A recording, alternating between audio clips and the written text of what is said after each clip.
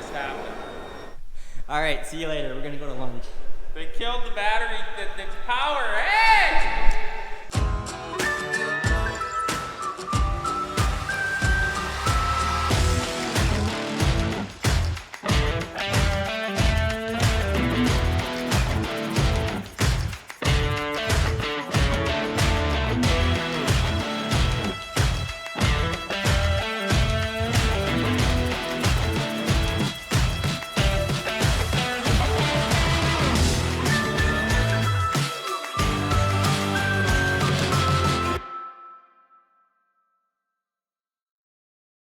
Woo!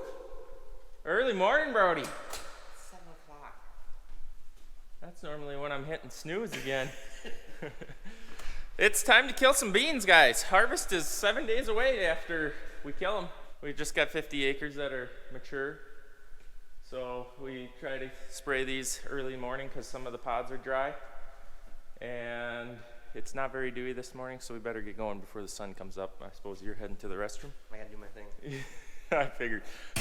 So if you can't tell, it's a balmy 60 degrees outside, so I'm sweatshirted up. We've got to get a batch mixed up for Brody, and we are a month behind of last year when we were desiccating, when we were killing them. We were combining the middle of August. It is the beginning of September now. We're definitely gonna be harvest date, probably close to a month behind, but what do you expect when you plant them a month later? It is what it is. Different year, different challenges. Please don't be dead.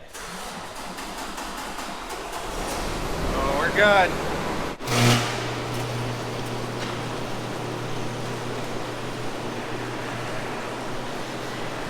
Beautiful morning, guys. Look at that. Beautiful sunrise.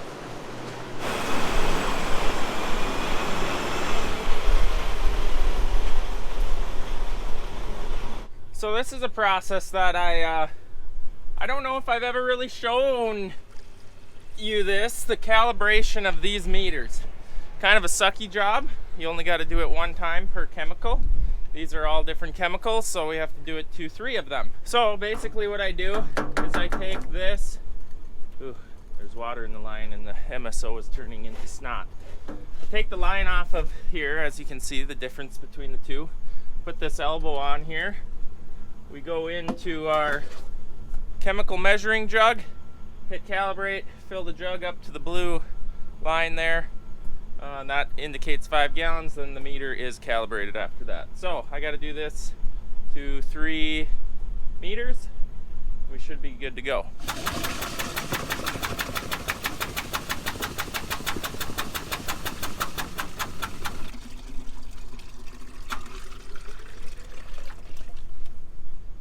So just like that, now times 3. Now I know I have 5 gallons in there and I know this meter is calibrated. Then I got to do that step to this one and that one also. Then we should be able to mix it up, subtract 5 gallons from the mix that I need, and we should be right on. Okay, just like that, I have one more chemical I need to mix up, but I don't have a spare inductor. So we got MSO, AMS, paraquat, liquid AMS that we're counting as nothing because it failed to work multiple years ago, so we're counting as that's something, but it's more so just to get rid of it, spread it out, and hope it does a little bit. But that liquid AMS and AMS doesn't kill anything. All it does is condition the water so that it's soft, basically. Soft water kills better than hard water. We are all calibrated. I mixed up besides one chemical, and Brody left quite a while ago, so I'm late.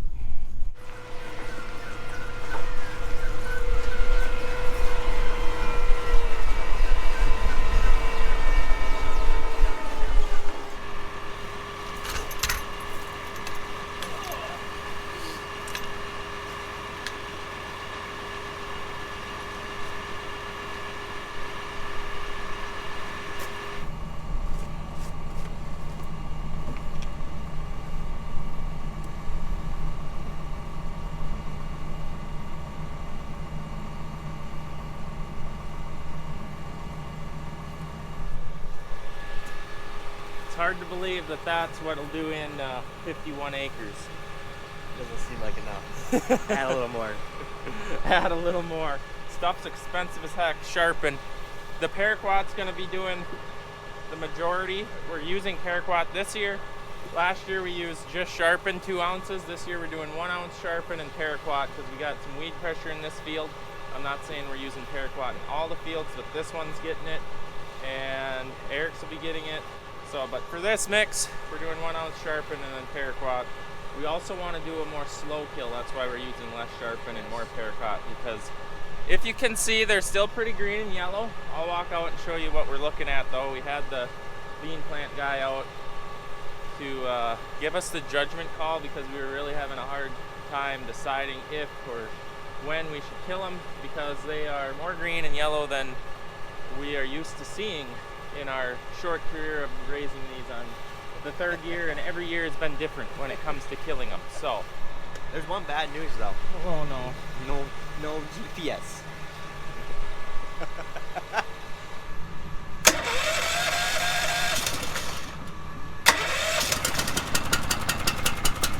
She's tired just like us, Brody. She hasn't been ran for a while. It's true. Oh. Just like that, 1,020 gallons. So he's not going to be spraying this field right here. He's going to be going up this road. It's more of a hill, so I'm guessing it stayed a little bit drier. That's probably why they're ahead a little bit. So we're just going to do that. That'll give us a good little field to set combines on and get everything, all the kinks worked out. So unfortunately, the Apache is still at the farm, but they needed the screens to run more demos and for farm shows and whatnot, what have you. And I think the Apache is going to a farm show itself. We have to desiccate with this, even though we did all the passes on the black beans for the Apache, but it ain't our sprayer, so we're using this one. So before you think that we're completely nuts for spraying these, let's get off the headland where they're stunted just from compaction and everything. So what you want these to look like when you desiccate is buckskin. So this is a buckskin pod. Basically looks like it could be harvested.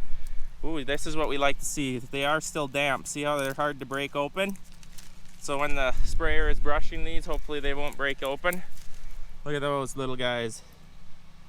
Little black turtle beans. So obviously this does not look like you're gonna go harvest. That's actually why you end up desiccating.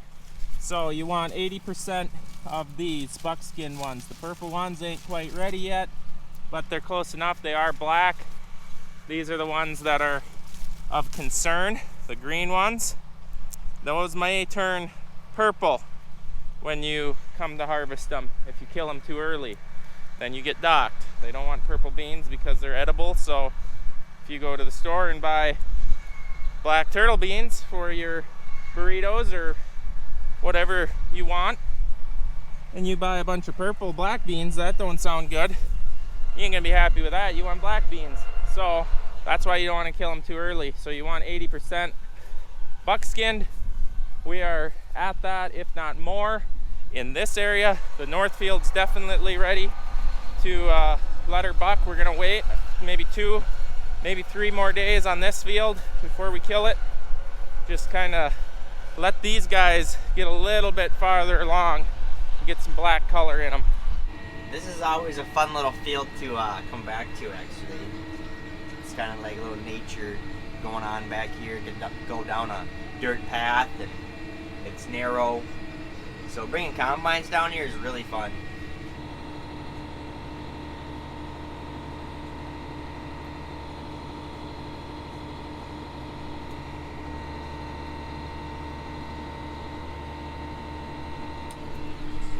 All right, we're ready to go, I think. Beans are looking really good out here, actually. There's some weeds. There's some greener beans, but I think that'll be okay. I did get auto steer to work, so that's a plus. That is a huge plus, because it's kind of hard to see the rows out here, because the Apache did an amazing job. You can hardly see where the Apache's gone. Then we bring the top air out here and then tramp them all down. Nothing we can do about it, but everything's working good and it's laying down nice. they should be dead in 7 days and be all combining. Whoa, whoa, whoa, whoa.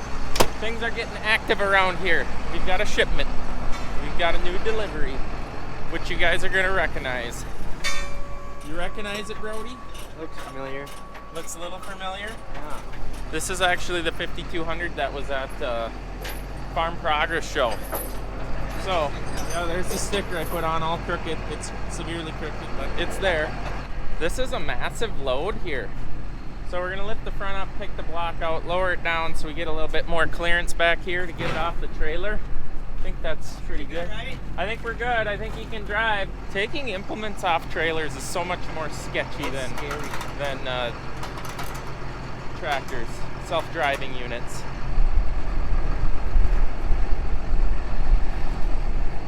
Here's when it gets wild. Very wild.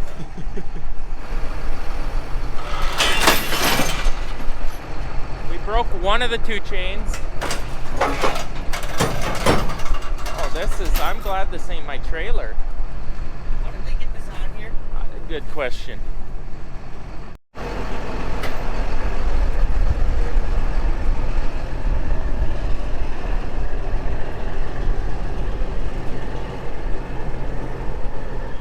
Okay, so this is a 5200 Enforcer. This is a 22 footer.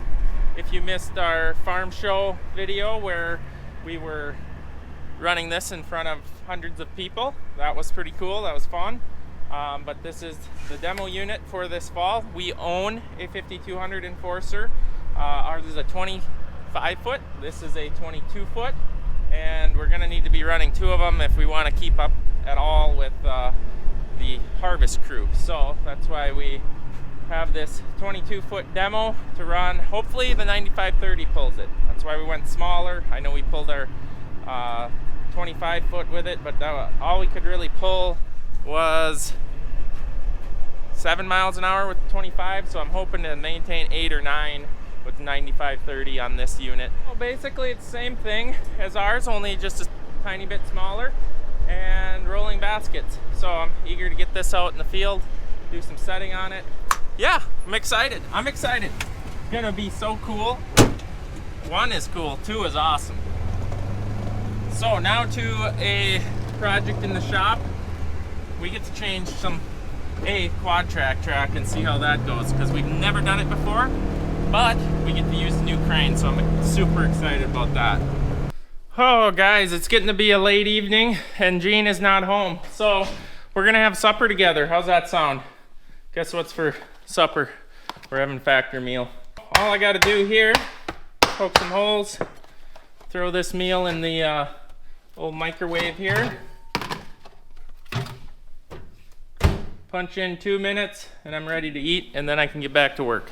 So you can actually choose vegan, which is what I always do, or you can have keto, veggie, whatever fits your diet. They can specify for your needs.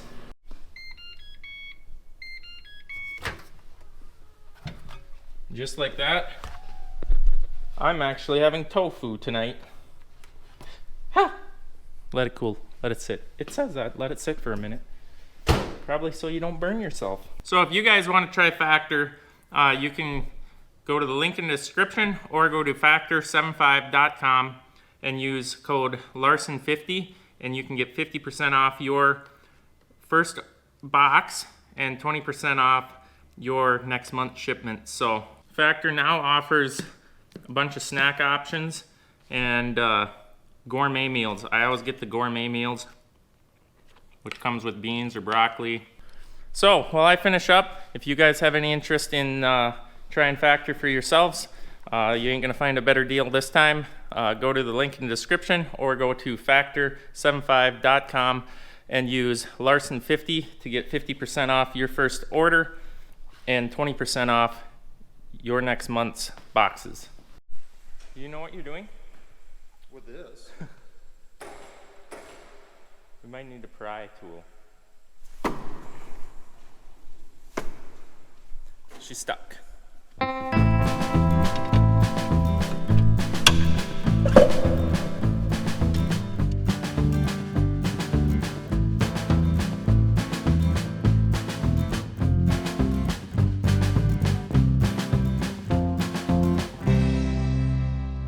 I guess it's just that easy. What do you think, Steve? It's heavy. Yeah, that is heavy. That is not from us. We bought the tractor that way. He got into his planter hitch and chewed it down to the cables, and we ran it for 1,000 hours like that, I think.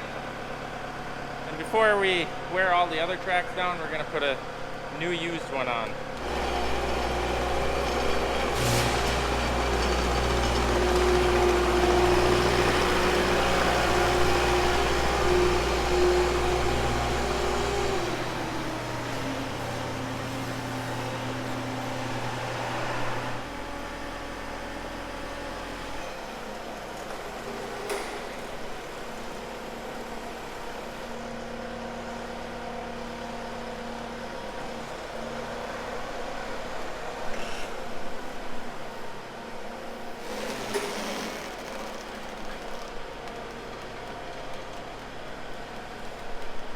Okay, just tilt down now. Yeah, I think it's looking nice.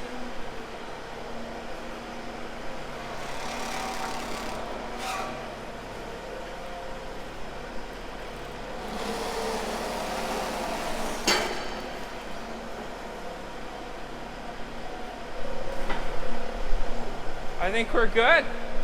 Holy moly. It's just that easy. It's that easier. Now it's to get the wheels back in there.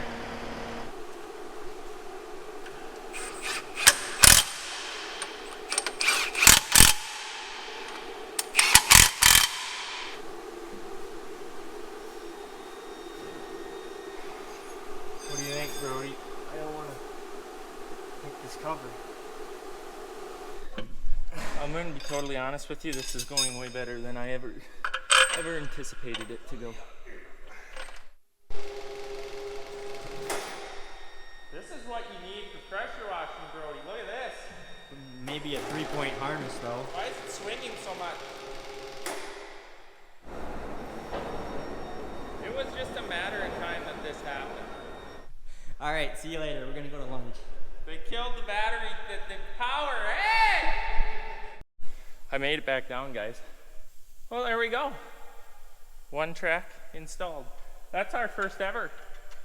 We have never personally attempted this. Now it's the aligning part that can sometimes be as challenging as putting them on and off. Tedious is the word I will use. Tedious. Yeah. Wider belts are easier than skinny belt. Them sprayers are sometimes a challenge. All right, track alignment time. Unlike a deer where you have to charge up the track tension with a remote and a long hose, apparently you just fire it up. I always thought it was steering that charged, so they're always charging the tracks with tension. So that's kind of nice. You just fire it up and away you go. And there's the rest of them. So we got 4 36-inchers and 4 30-inch. They were a good buy, so that's why we bought 4 30-inch. We don't have a tractor other than this one with 30-inch on, and we had one wrecked one. So maybe look for one more 30-inch that's in very good shape, and then we'll have a set of 30 inches to put on something. I don't know. We prefer the 36-inch. Granted, the 30-inch are easier to clean mud out when mud does get in there. It's a love-hate relationship. I like the 30-inch for cleaning the mud out. I like the 36-inch for keeping trash and mud from building up in there. They both have their advantages, but when mud does get in there, which it will happen, it's easier to clean it out in the 30-inch, my personal opinion. Well, I can already tell you it rides a lot smoother. So with that track that was missing a bunch of lugs, every time the track went around, the back of the tractor did this and was quite rough. Holy cow, look at the bend builders. They've got the first ring almost assembled. They just showed up here yesterday, or actually last evening. So we have to adjust it, I suspected.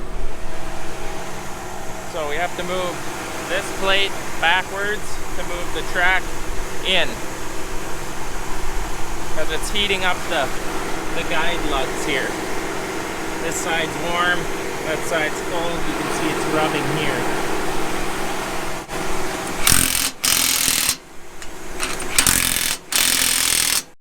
no, it's just that process until you find the center. Very tedious. Well, being it's so much fun, Eric and Brody finished up aligning that tractor. I had a meeting, and me and the big Swede here got one side on. This is the tractor that Chris blew the front left track off of it last fall. We bought 4 tracks, that's all they had, used ones or blems or whatever you call them. We felt it was best maybe to match all the tracks on this instead of replacing on the other tractor. The rear tracks on this, they looked pretty good, but so did the front ones when they ripped the lugs off. So we're really not sure why that happened. Long story short, we're getting a little more speedy at this project.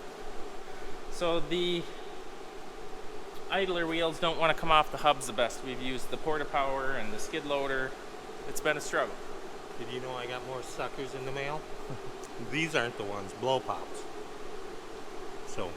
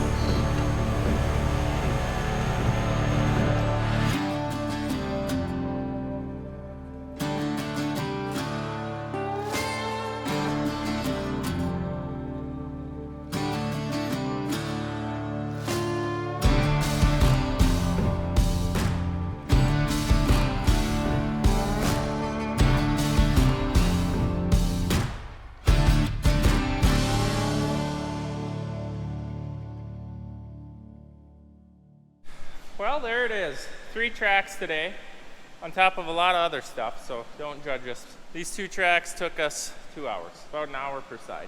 Besides that, tension them, obviously align them. I'm sure they'll need aligning.